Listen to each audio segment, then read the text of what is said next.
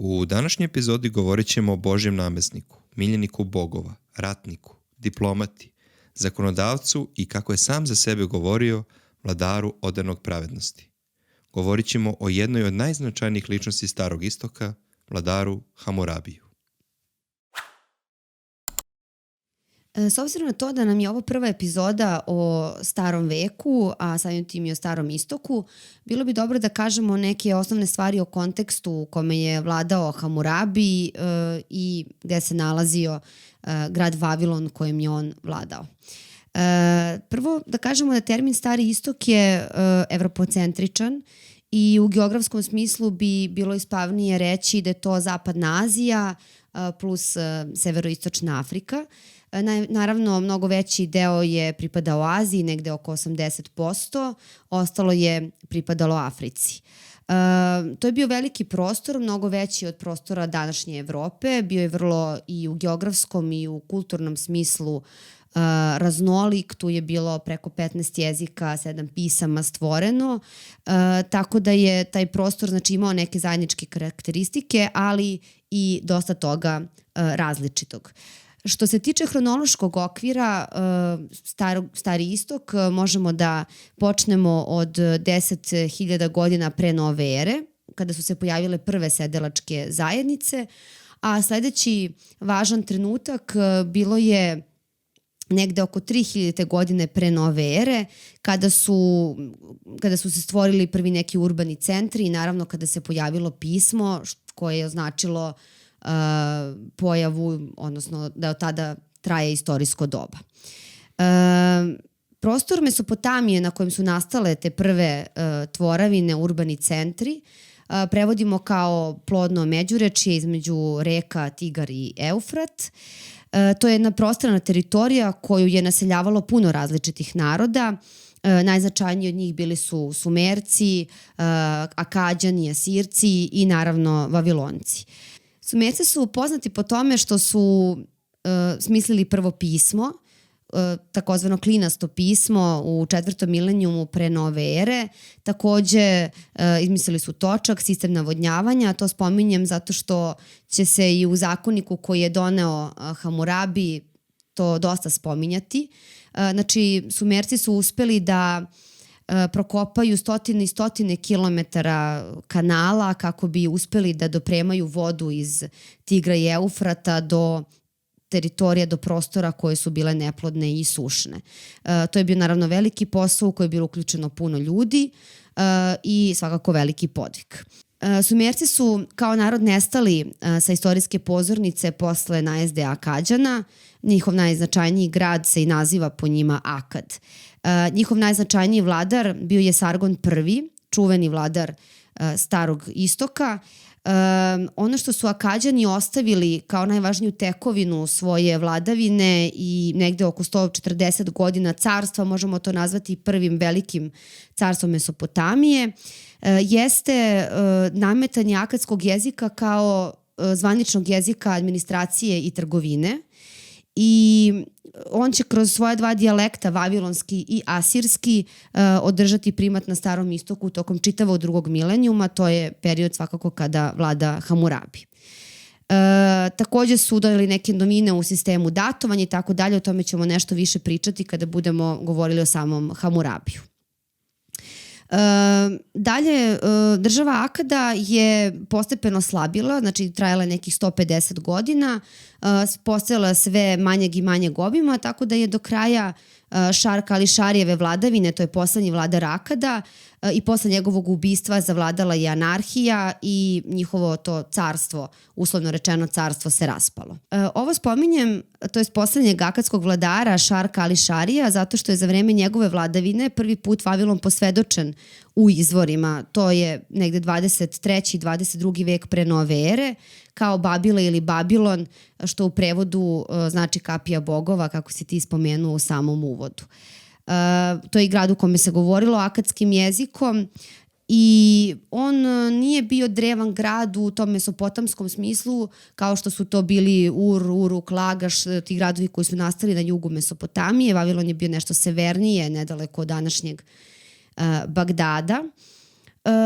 Tako da Vavilon je imao mnogo prednosti. Jedno od tih prednosti je bilo što se nalazio na prostoru gde su Tigar i Eufrat jako najbliže prilazili jedan drugom i to je bio položaj koji je kontrolisao važne trgovačke puteve, što će Hamurabi kasnije iskoristiti, drugi naravno vavilonski vladari. Tim gradom Vavilonom, koji je, kažem, prvi put posvedočen u 23. veku pre nove ere, je početkom 19. veka zavladala jedna amoritska dinastija, to je jedan od amoritskih vođa, to je jedan semitski narod. Oni su zagospodarili gradom, međutim sve do vremena Hamurabija, koji će biti 7. vladar te dinastije, Vavilon će ostati dalje prilično u senci i sila drugog ili trećeg reda. Da, ovo je baš jedan lep i iscrpan uvod. Hvala, Majo. Ja bih se zadržao malo još na njemu, nešto reći i o Sumerima i kako je sve to prethodilo, uopšte da ono što je bilo pre dolaska amoritske dinastije ili ti prve dinastije vavilonske, koja je od jednog, ajde tako slobodno možemo reći, perifernog grada u Mesopotamiji napravila jedno, ajde slobodno možemo reći, od prvih svetskih carstava. Ono što je interesantno jeste da stari Sumeri sebe nisu tako nazivali, oni su sebe nazivali ljudi crnih glava. Mi danas ne znamo zbog čega su oni tako sebe nazivali, pretpostavke su razne, ali je interesantno da oni nisu stvarali jedinstvenu državu. Svaki grad je bio država za sebe, što bi rekli na grčkom polisi. U središtu svakog grada postoje jedan hram koji mi danas nazivamo stepenastom piramidom ili ti ziguratom i na vrhu svakog zigurata postoje taj jedan hram, prostorija koja je bila posvećena Bogu zaštitniku grada.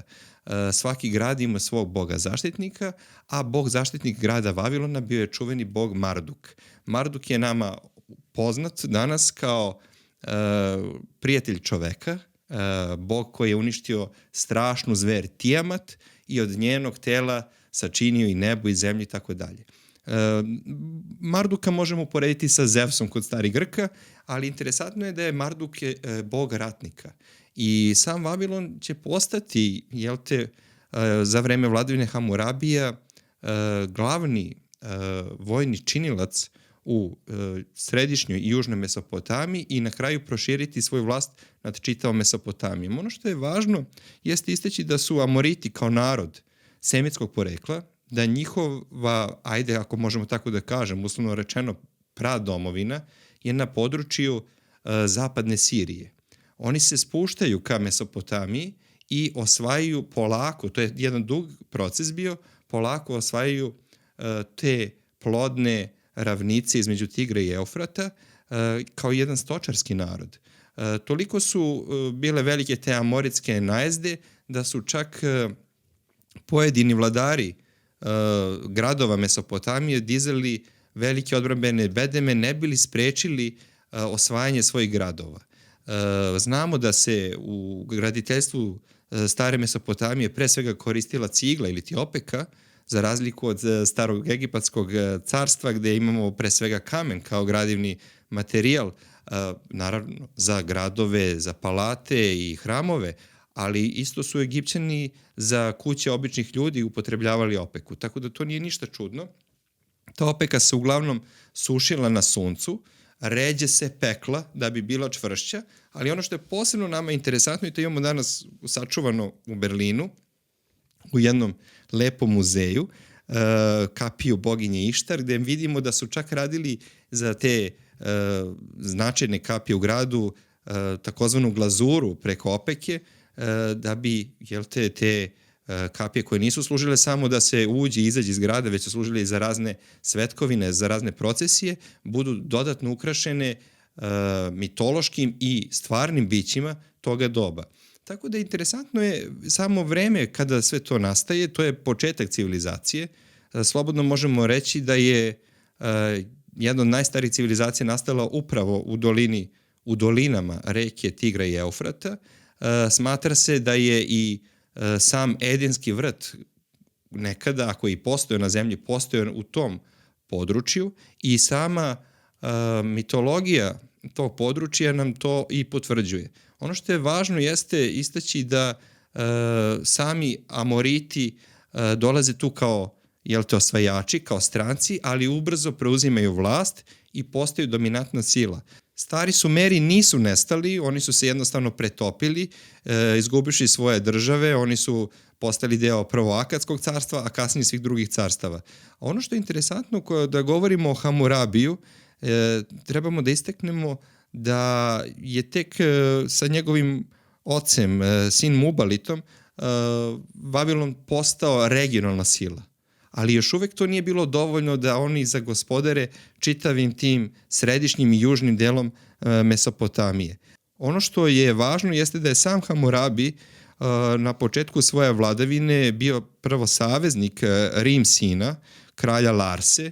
Inače, gradovi Uruk, Lagaš, Larsa, Sipur, Nipur su glavni dominantni gradovi tog područja. Vavilon to još uvek nije, ali Hamurabi uskoro shvata da on može da uveća svoju vojnu snagu, svoj vojni potencijal i da porazi na kraju krajeva i samog Rim-Sina prvog koji se trudio da postane gospodar čitave Mesopotamije.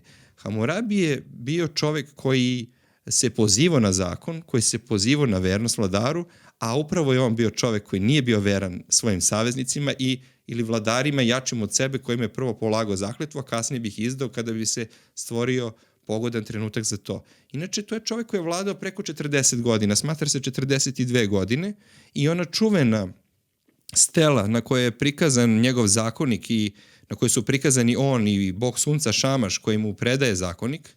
Bog Šamaš je prikazan u jednoj divovskoj figuri koji sedi na prestolu i iza njegovih leđa izbijaju zraci sunca. On je bog pravednosti, ali i zakonodavac i ratnik. On predaje samom Hamurabiju zakonik, tako da Hamurabi nije pisao zakonik, on ga je dobio od Boga.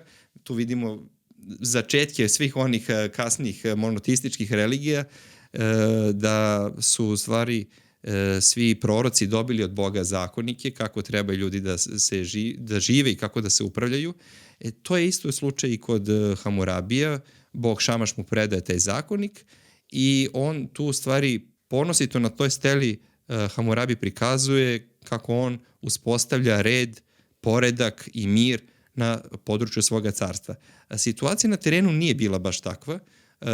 Samo stvaranje tog zakonika nam i to dokazuje. Znači da je bila potreba da se čvršće i jače stanovništvo obaveže da poštuje zakone jedne, ajde slobodno možemo reći, civilizovane države, civilizovanog društva u tadašnjem smislu reči. Tako da je vrlo interesantno da od jednog varvarskog naroda, kako su doživljavali Amorićane kada su prvi put došli, imamo vladara koji se poziva na civilizacijske tekovine, pre svega sumerske, kasnije i akadske civilizacije, i da je on donosilac pravde, reda i mira na tom području.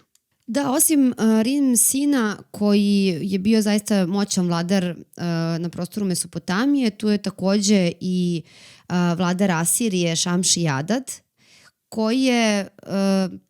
koji je bio saveznik Hamurabija, ili možemo to čak reći da je pod njegovom zaštitom Hamurabi osvajao i imao neke svoje prve osvajačke uspešne pohode. Recimo u 5., 7. i 10. godini svoje vladavine.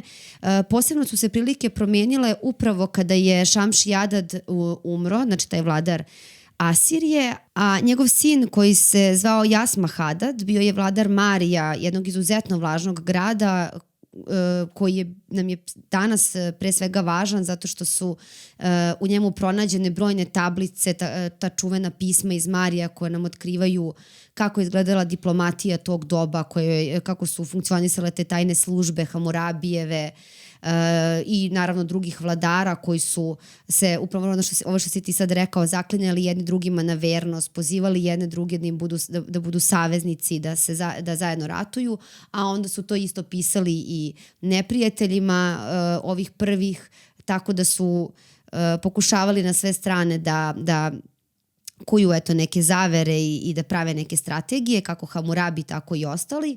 Ali smrću, dakle, Šamši-Adada, njegovog sina, koga inače sam Šamši Adad opisuje kao lenjog i kao nesposobnog, kao čoveka koji je samo želeo da uživa i da ne vodi grad Mari koji mu je poveren kako treba. Nakon njihove smrti se otvara prostor Hamurabiju da osvaja dalje i on tu sklapa savez sa novim vladarem Marija, Zimri Limom. Zimri Lim nam je važan zbog kronologije kada je Hamurabi vladao, zato što je to nešto od podataka što znamo. Nešto ću kasnije reći o toj hronologiji, to je važno pitanje. Znači, taj vladar Zimri Lina, vladar Marija, je sada postao saveznik Hamurabija i oni su se udružili protiv drugih gradova kao što su bili Ješnuna, Alep, koji su i sami napadali Hamurabija i nakon tih pohoda Hamurabi se svetio, širio svoju vlast, osvojio je Uruk, za koji smatramo da je najstariji grad koji je nastao na prostoru Mesopotamije, što je bilo jako važno u tom simboličnom smislu njegove vladavine. Tako da je vrlo brzo pripojio čitavu južnu Mesopotamiju. Na kraju je napao i sam Mari, svog bivšeg saveznika, zato što mu nije pomogao prilikom napada na Asiriju, nije ispoštovao njihovo savezništvo, tako da mu je to dalo povod za rat, ali Hamurabi nije činio ništa novo. Kažem, to je nešto što je bila praksa u diplomatiji već toga doba. Znači, Šamši Adad je već ranije tako sa Hamurabijem komunicirao, pa je Hamurabi preko svojih nekih službi uspevao da sazna da Šamši Adad pregovara i sa Hamurabijevim neprijateljem, tako da je Hamurabi samo uspešno primenjivao ono što je učio od svojih prethodnika, najboljih vladara Mesopotamije. Inače, kada govorimo o Šamši Adadu, treba reći da je on takođe bio Amorit, da je njegov sin Ila Kabaku bio vladar na granici Sirije i Marija. To znači da su ta amoritska plemena zaista imala veliki uticaj u čitavoj Mesopotamiji, da se njihove plemenske vođe postavljaju za vladare velikih i značajnih gradova kao što je bio Mari, ali i Ašur koji je postao, i prestonica Asirskog carstva. Šamši Adad je svog sina Išmedagana postavio na tron Eklatauma, a sam je nastavio sa osvajanjima. Osvojio je grad Mari u Siriji, koji je kontrolisao sve karavanske puteve između Anadolije i Mesopotamije, a kralja Marija ubile su njegove vlastite sluge po svojoj prilici, po instrukcijama Šamši Adada. Znači, Šamši Adad je već imao svoje pristalice u gradu pre nego što ga je osvojio, što nije nepoznata praksa u osvajanju gradova. To ćemo kasnije vidjeti kod samog Kira Velikog kada osvaja Vavilon. Tako da nije to baš ovako mi kako zamišljamo da je samo neprijatelj došao ispred zidina grada i počeo da osvaja neki grad i da ratuje protiv njega. Stvari su bile mnogo kompleksnije.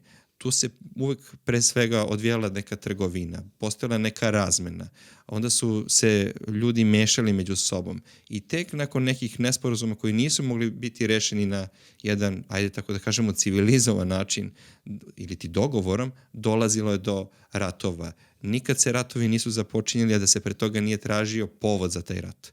Šamši Adad je svakako povod našao i osvojio grad Mari.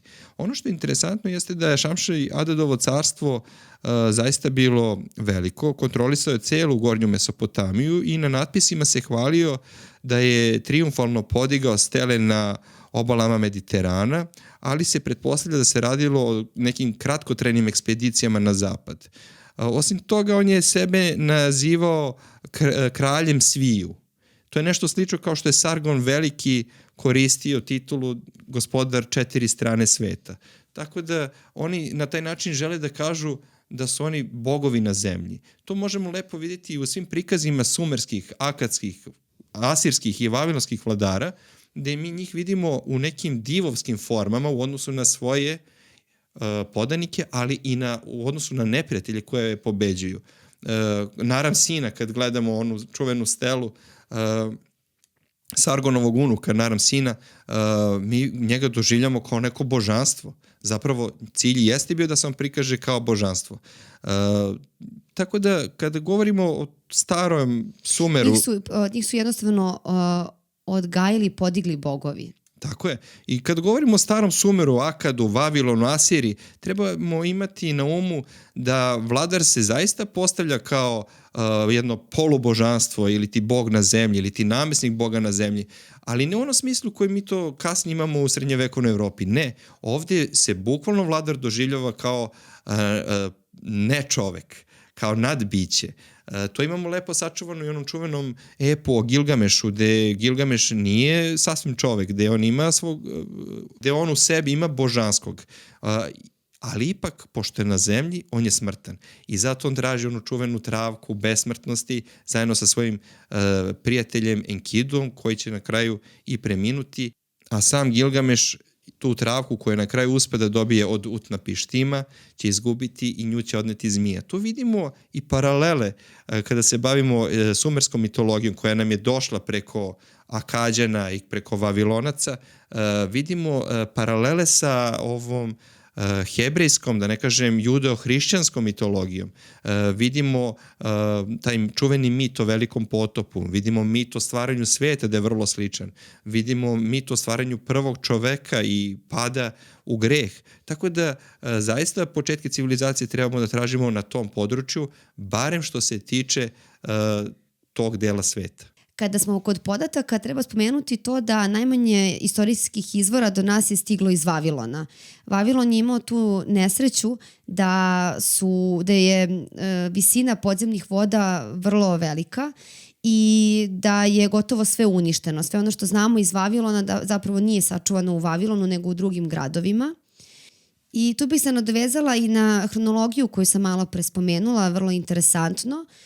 Hronologija, znamo da je nauka o računanju vremena, pomoćna istorijska nauka, koja zapravo prevodi stara računanja vremena u sistem računanja vremena koji je nama poznat i koji mi koristimo. I to se naziva onda apsolutnom hronologijom. Međutim, kada to nije moguće, onda imamo relativnu hronologiju i to je ono što je karakteristično za vreme o kojem mi govorimo, za Stari istok. Recimo u trećem milenijumu je u potpunosti imamo tu relativnu hronologiju gde mi ne možemo da prebacimo te godine u naš sistem računanja vremena, zato što se prosto vreme nije računalo u odnosu na neki određeni događaj kojim je počinjala era, u smislu da mi danas znamo da recimo muslimani računaju svoju prvu godinu 622. godine po hrišćanskoj eri, kao što možemo da izračunamo da je 753. godina kada su Rimljani smatrali da je Rim osnovan i da je to zapravo početak kada oni počinu da računaju vreme. Prema hrišćanskoj eri je to 753. pre nove ere i tako dalje. Ovde ne postoji neki tako određeni događaj kojim je počinjala era, već su se godine beležile u odnosu na neke važne događaje ili neke pojave koji su se u njima odigrali, na primer, recimo godina kada su sagrađeni bedemi, godina kada se desila velika poplava, godina kada je neko došao na vlast ili kada je neko nekoga porazio, znači tako su se uglavnom godine zapisivale. Recimo za Hamurabija, malo pre sam zato ispomenula ovog vladara Marija, kaže da, znači za njega ono što znamo, što pripada toj relativnoj hronologiji, jeste ovo što si ti spomenuo da je on radao 42 godine, da je u godini njegovog stupanja na presto se desila velika poplava, da znamo da je bio savremenik Zimri Lima, države Mari i to je to što znamo. Sad kako da te godine koje znamo možemo da prebacimo u apsolutnu hronologiju već od vremena drugog milenijuma, znači Hamurabi vladao u 18. veku pre nove ere, to je donekle moguće. Zato što prvo imamo arheološka istraživanja, a drugo ono što je još važnije i preciznije jeste što se prate astronomske pojave. Dakle, mi znamo da se astronomski fenomeni ponavljaju u ciklusima i tu je važno bilo pre svega posmatranje planete Venere, da se beleže pravilnosti njene vidljivosti koja se javlja u određenim intervalima. Naravno, tu takođe postoje neslaganja u toj tačnosti astronomskih podataka, ali opet može bliže da se odredi, što znači da sada u toj hronologiji koja je donekle apsolutna, znači možemo da utvrdimo godine prema našem sistemu računanja vremena, ali tu postoji visoka, srednja i niska hronologija, tako da po toj recimo visokoj hronologiji početak Hamurabijeve vladavine ćemo staviti u 1700 90. godinu ili 92.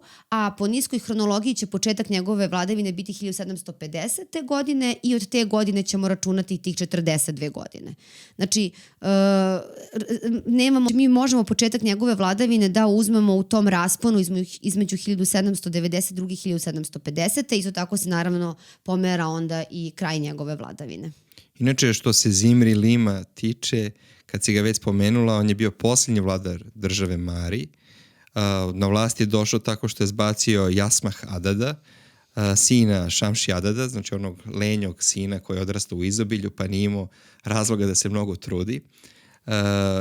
Zimri Lim je u početku bio saveznik Hamurabija. On je vladao Marijem oko 13 godina i pomogao je Hamurabiju da se uništi moćna država Ešnunu. Međutim, Zimri Lim je na kraju pao pod vlast Hamurabije, tačnije njegova država, a on je sam poginuo prilikom Hamurabijevog osvajanja Marija. Interesantno je da on ima 8 kćeri i interesantno je to da ih je udavao za lokalne vladare i tu vidimo da se kroz čitavu istoriju ponavlja taj obrazac da vladar koji nema muškog naslednika zapravo u očima svojih podanika pre svega nema naklonost bogova i nije predodređen da se njegova loza po muškoj liniji nastavi. Ali zato bio tast Mesopotamije. Tako je, tast Mesopotamije, nešto kao što je kralj Nikola bio tast Evrope. Ono što je važno jeste istaći da je godine 1755. naravno pre naše ere razorena i Ešnuna, prestonica jedno od najjačih hamoritskih država. Hamurabija razorio kanale toga grada i poplavio sam grad. Država Ešnuna se nikada od toga nije oporavila. U vojnom pohodu protiv Asirije, s druge strane, Hamurabije 1757. godine pre naše ere zauzeo gradove Ašur i Ninivu i asirska dinastija morala da beži na sever. U njegovim rukama od tada se nalazila čitava Mesopotamija, a van domašaja njegovih carskih ruku ostao jedino Elam i zapadne obale Sirije. Nakon brojnih uspešnih osvajanja i u trenutku kada on već vlada gotovo čitavom Mesopotamijom, pred kraj svoje vladavine on je odlučio da donese zakonik. Mi znamo da je zakonik donet pred kraj njegove vladavine zato što on nabraja sve to što je osvojio i na neki način on se verovatno tim tekstom zakonika hvali bogovima šta je on sve postigao, iako naravno je običnom narodu, ljudima taj zakonik predstavljen kao da je njega Bog uručio Hamurabiju, čime se naravno insistira na tome da je zakonik božanskog porekla, da je Hamurabi samo neko ko to prenosi narodu i samim tim je taj zakonik, dakle ima mnogo veću snagu, mnogo je jači taj pritisak da se on poštuje i da se on uvažava. Zakonik je bio istaknut u glavnom hramu, tako da je svaki prolaznik mogao da ga pročita i da pronađe odgovore na pitanja koje su ga mučila i na neke problema sa kojima su se susretali. Kao što sam negde na početku rekla, korišćen je znači akadski jezik, ta neka arhaična verzija akadskog jezika koji nisu govorili svi stanovnici Vavilona, pa se pretpostavlja da tu sedeo neki učeniji čovek koji je to čitao i tumačio običnom narodu. Sam zakonik je podeljen u 3 dela. Upravo u tom prvom delu stoji to da znači, Hamurabi nabraja sve svoje podvige, o tome kako je on kralj koji se uvek brinuo o slabima i siromašnima. Zatim ide taj drugi deo koji govori o svim pravnim stvarima, pošto Hamurabijev zakonik nije prvi pravni spomenik koji je donet na prostoru Mesopotamije, pre toga u Sumeru to već postoji. Znači ukratko se sumiraju te neke pravne stvari koje su do tada donete i treći deo su konkretni primeri, zakoni, dakle primeri, problemi i moguća rešenja ili sankcije po potrebi. Najveći broj odredbi se tiče krivičnog i građanskog prava, a najviše od svega toga opet ima porodičnog prava, gde se govori o braku, o razvodima, o usvajanju, incestu, preljubama, nasleđivanju i tako dalje. Istraživači su nabrojali oko 282 člana, s tim što su članovi 196 i 199 izgubljeni i nisu pronađeni. Njegov zakonik nije bio prvi zakonik na tom području. Tu imamo pre svega zakonik Ur-Gura ili ti Ur-Namua, zatim imamo Lipit Ištarov zakonik i Dadušin zakonik. Tako da Hamurabijev zakonik je samo jedan u nizu, ali svakako nama najpoznatiji, najčuveniji, zato što je sačuvan na toj bazaltnoj steni koja je bila preko 2,6 metara visoka. Ona se danas čuva u Luvru i interesantno je da ona nije pronađena u samom Vavilonu. A ono što je interesantno jeste da se Hamurabi, pored brige o porodici, staro i o samoj zemlji, o svojem carstvu, naročito o predelima koji su bili obrasli šumom. Drvna građa je u samoj Mesopotamiji bila veoma cenjena i veoma pažljivo čuvana i zato je sam Hamurabi doneo niz mera za čuvanje drvne građe, za čuvanje šuma, podelio je teritorije na šumske komplekse koji su stajali pod nadzorom naročitih šumara, potčinjenih jednom glavnom šumaru.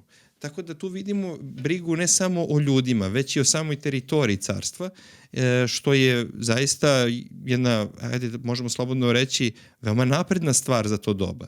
Ono što je isto važno jeste da je Hamurabi tim zakonikom želeo da uredi neke odnose koji su bili drugačiji od područja do područja. Svaki grad ima svoje zakone i svoje običajno pravo. On je to želeo sve da unifikuje i da jedno carstvo ima jedan zakonik, mada je to bio proces koji nije išao tako lako.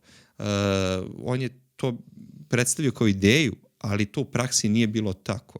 Ono što je važno jeste uloga porodice mlade i uloga porodice mladoženje prilikom sklapanja braka. Interesantno je to da u slučaju da mlada ostane bez oca, ulogu glave porodice prilikom sklapanja braka preuzimala je majka. To možemo naslutiti zapravo, to je samo pretpostavka. Ono što je važno jeste da je mladoženje u početku živeo kod mlade dok se ne pokaže kao dobar domaćin, a onda je uzimao mladu i vodio kod sebe kući. I tako dalje, i tako dalje. Tu vidimo i davanje tih darova prilikom veritbe, gde se i u srebru, pre svega srebru, jer srebro se češće koristilo nego zlato, pre svega u srebru, ali zatim i u hrani i u stoci i tako dalje, daju darovi i nevesti i mladoženji da bi se te dve porodice povezale, jer će one sutra biti jedna porodica. Da, taj svadbeni trenutak je trajao dugo, nekoliko meseci, ovo što si ti rekao, i dodavanje poklona i boravak mladoženje, i čini se prema Hamurabijevom zakoniku zaista da su žene bile u dobrom položaju, mnogo boljem nego što će biti kasnije.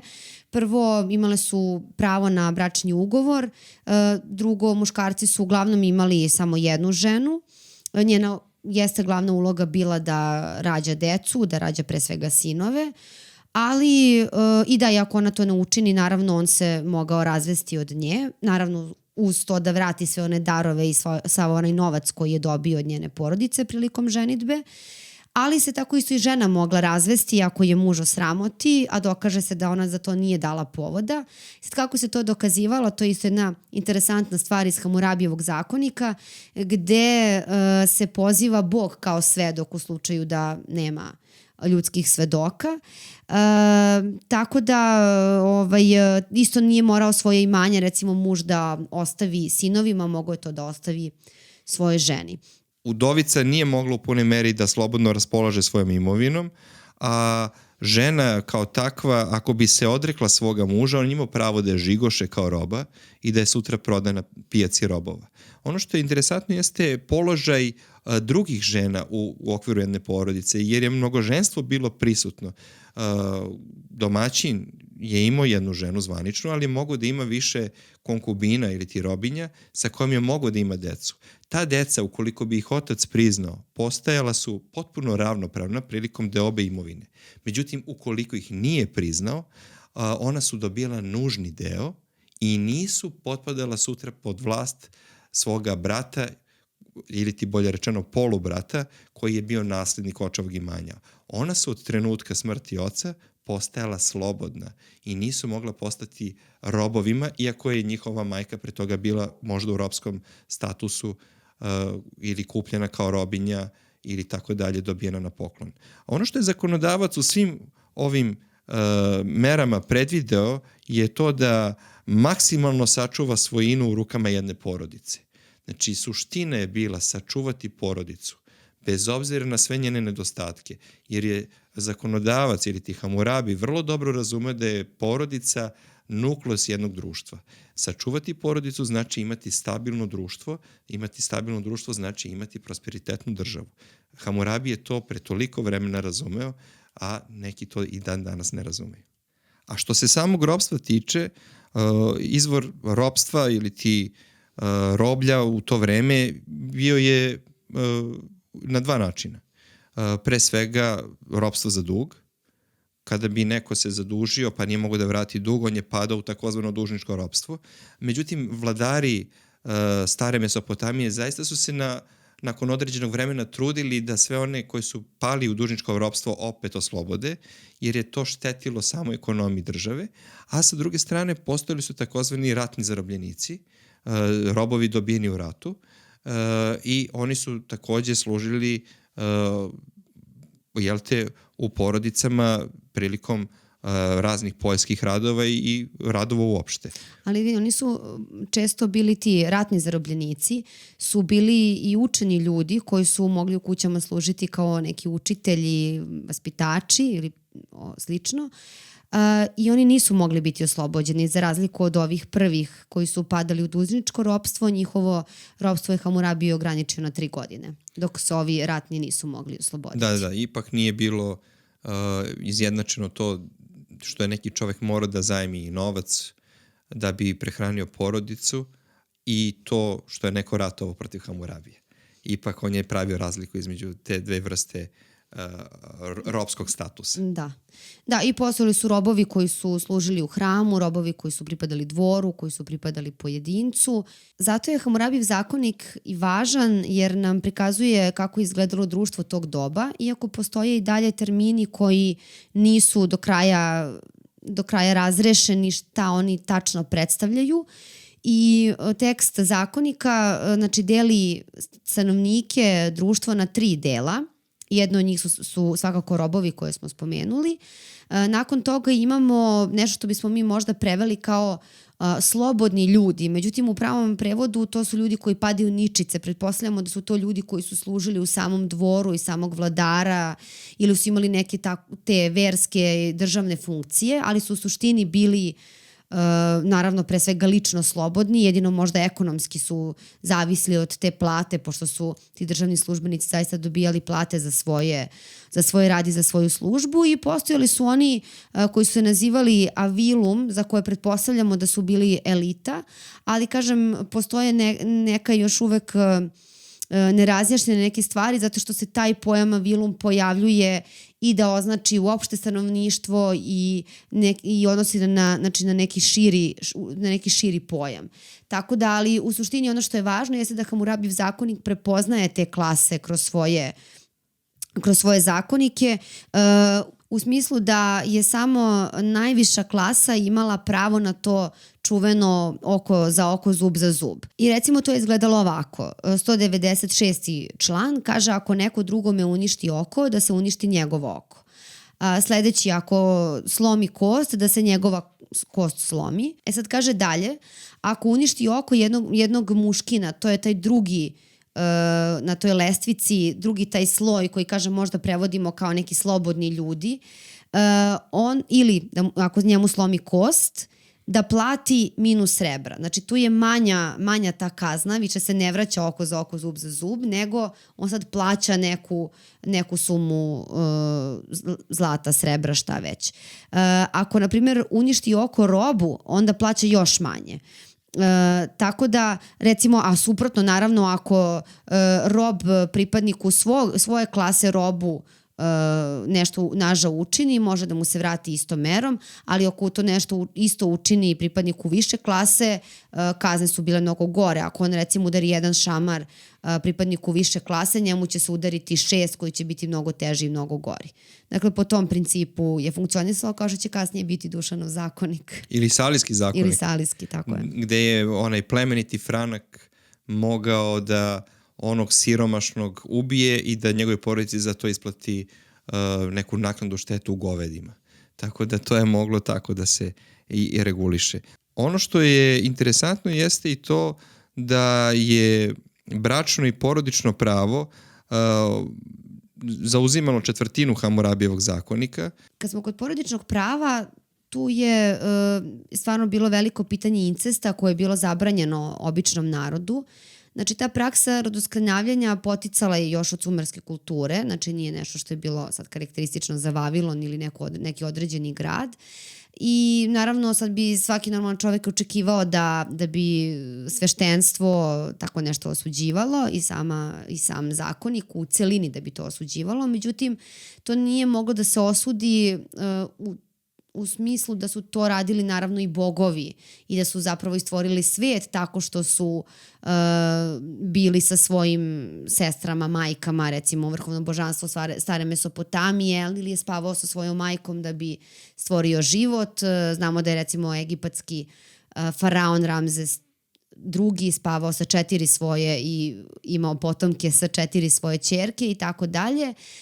Nije ništa bilo neobično i da su očevi sklapali brakove između svojih sinova i ćerki da bi sačuvali tu čistu krv, tako da to je pripadnicima kraljevskih porodica bilo dozvoljeno, ali se incest smatrao, bio je zapravo vrlo striktno zabranjen među običnim stanovništvom. I kazne su bile vrlo za to surove, šta više najčešće kazne jesu bile kazne smrću, ne samo za ovakve stvari nego i za mnoge druge. Kao i kod svih velikih vladara, i Hamurabi imao sina koji nije dorastao njegovom nasleđu, to je Šamsu i Luna, i njegov zadatak je bio da očuva tu carevinu. On to nije uspeo jer se tada događa upad jednog bliskoistočnog plemena, Kasita, koji sa planine Zagroz dolazi do Mesopotamije i oni nisu govorili ni indoevropskim ni semitskim jezikom. Mi ne znamo kojeg su oni danas porekla, da li imaju danas žive neke potomke, verovatno ne. I upravo oni bili su zaslužni za propast Vavilonije. Zato i pravimo razliku kada kažemo staro Vavilonsko od novo Vavilonskog carstva. Zapravo novo Vavilonsko carstvo bi možda bilo pravilnije da zovemo samo Haldejsko carstvo. Tako da kada govorimo o Vavilonu, onom pravom, to je Hamurabijev Vavilon. Međutim, sa njim se ne završava ta Vavilonska prva dinastija. Prva Vavilonska dinastija će potrajati još neko vreme, tako da proces razgradnje Hamurabijeve države nije išao baš tako brzo kao što se to misli. Nakon njega vladaće Šamsu i Luna, pa zatim njegov sin, njegov unuk, njegov pravnuk i tek Čukun unuk Hamurabija će biti taj za čije vladavine će ta država i nestati. Bio je to Šamsu Ditana, posljednji vladar te prve Vavilonske dinastije. Ali se obim Vavilona smanjivao odmah nakon Hamurabijeve smrti. Ono jeste potrajalo još nekih 140 godina, ali ne u tom obimu, i ovaj poslednji vladar koga si spomenuo je na kraju kontrolisao samo Vavilon i bližu okolinu. Da, Kasiti su uspeli da oslabe tu državu, da je dovedu na ivice propasti, međutim onaj konačni udarac zadali su hetitski vladari, tačnije hetitski vladar Muri Šiliš I, koji napada Vavilonsko carstvo. Grad Vavilon je totalno bio razoren 1595. godine i iz hrama boga Marduka je odneta velika Mardukova statua kao ratni trofej. i ona je odnešena u grad Hani. Prilikom zauzimanja prestonice gini posljednji kralj prve vavilonske dinastije i to je zapravo bio konačni pad Vavilonije. Znači sam grad je bio sveden ponovo na svoje gradske bedeme i čitava teritorija država se svela na teritoriju jednog grada.